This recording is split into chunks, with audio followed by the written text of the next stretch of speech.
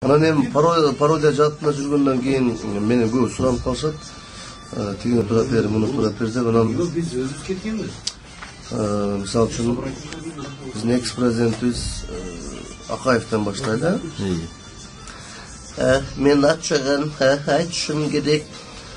Мол мен Москвага 2005-жылы кеткенден бери мен ачыгын айтайын, Кыргызстанды абдан сагындым. Андан кийинки президентибиз Курманбек Бакиев. Ондой буйтту. Көрөбүз. Каяктан билебиз аны? Ким күнөөлүү аны көрөбүз. Анан 2010-жылкы президентибиз. Мен мындай бир абдан кубанып турам, ачыгын айтышыбыз керек. Могул Ош шаарында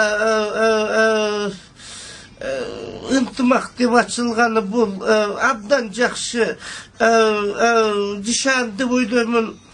Элибизде жакшылыктар боло берсин. Анан мен болсом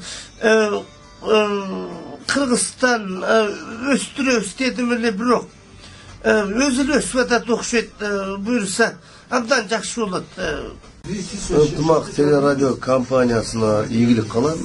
Ар бир элибиз ынтымактуу болуп жүрө берсин. Жакшы ат коюлган. Жакшы тилек жарымыбыз дейт. Ынтымак болсок баары болот, буюрса баары жакшы дегендей.